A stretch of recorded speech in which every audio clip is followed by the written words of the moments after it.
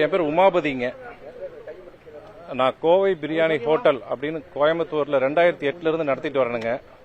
இது ஒரு 17 வருஷமா எனக்கு எந்த பிரச்சனையும் இல்லாமல் நிம்மதியாக பண்ணிட்டு 17 வருஷமா நான் நிம்மதியாக தான் தொழில் பண்ணிட்டு இருந்தேன். முந்தா நேற்று எங்க ஹோட்டல்ல பள்ளி விழுந்துருச்சு அப்படின்னு ஒரு இன்சிடென்ட்டுங்க. அது முதல்ல நானும் பார்த்துட்டு என்னையும் அந்த வீடியோவில் பார்த்துருப்பீங்க. நிறைய நியூஸ் சேனல்ஸ்லாம் கவர் பண்ணி எல்லாம் போட்டாங்க. அதில் பார்த்தீங்கன்னா அந்த பார்த்தோன்னே தெரிஞ்சிருச்சு. நான் அவர்கிட்ட சொல்கிறேன், சரி இது வேகாமல் இருக்குது முழுசாக இருக்குல்லாம் சொல்கிறேன். பட் அதெல்லாம் யாரும் எடுத்துக்கல. அந்த டைமில் எல்லாரும் ஒரு இஷ்யூ மாதிரியே கொண்டு போயிட்டாங்க. அப்புறம் நான் அவங்கள ஒன்றும் பண்ண முடியல. அந்த நேரத்தில் எனக்கு பதட்டம். எல்லா கஸ்டமர்ஸ் தான் முக்கியங்கிறனால நாங்களும் உடனே ஹோட்டலை க்ளோஸ் பண்ணிட்டோம். ஃபுட் சேஃப்டி ஆஃபீஸர் செக் பண்ணாங்க, எல்லாம் பண்ணுறாங்க. பட் ஓகே, நாங்கள் எல்லா லைசன்ஸும் வச்சு தான் நடத்துகிறோம். A to B எந்த லைசன்ஸ் நீங்கள் எங்கிட்ட கேட்டாலும் எங்கிட்ட ஹோட்டலில் இருக்குது. இது சரி தப்பு நடந்துருச்சுன்னு நான் நினச்சிட்டு இருந்த நேரத்தில் அதை போய் என்ன ரெக்டிஃபை பண்ணி திருப்பி எப்படி நடத்தலாம் அப்படின்னு நம்ம சுகாதாரத்துறை அவங்களெல்லாம் போய் அணுகி பார்த்துட்டு இருந்தேன். அப்போ எனக்கு தெரிஞ்ச நபர் மூலியமா ஒரு மெசேஜ் எனக்கு வருது. அதில் பார்த்தா இந்த ஹோட்டலில் பள்ளி விழுக போகிற விஷயம் 1:30 மணிக்கே இது நடக்கிறது ஒரு 3:15 மணிக்கு நடக்குதுங்க.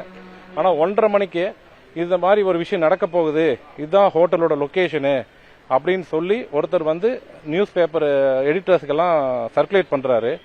அப்புறம் வாய்ஸ் மெசேஜ் வருது, இந்த மாதிரி கரெக்டாக 2:15 அங்கே போயிடுங்க, எல்லாம் ரெடியாக இருக்கும் அப்படின்னும் மெசேஜ் அந்த வாய்ஸ் மெசேஜில் எனக்கு அனுப்புகிறாங்க.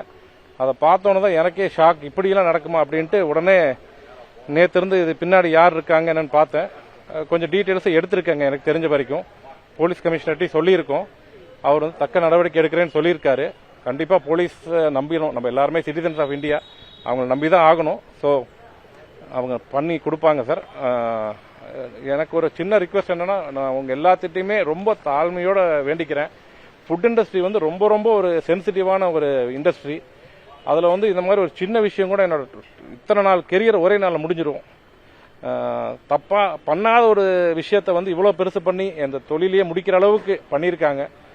எனக்காகட்டும், என்னோட மாதிரி நடக்கிற ஹோட்டல் இண்டஸ்ட்ரி நடத்திட்டு இருக்கவங்களுக்காகட்டும், இந்த மாதிரி ஒரு விஷயங்கள் நடக்காமல் இருக்க நீங்கள்லாம் கொஞ்சம் ஒத்துழைக்கணும், எங்களெல்லாம் ஹெல்ப் பண்ணணும், காப்பாற்றணும். பிளே ஸ்டோர் மற்றும் ஆப் ஸ்டோரில் இருந்து பாலிமர் செயலியை QR கோடு மூலம் பதிவிறக்கம் செய்யுங்கள். செய்திகளை உடனுக்குடன் பெறுங்கள்.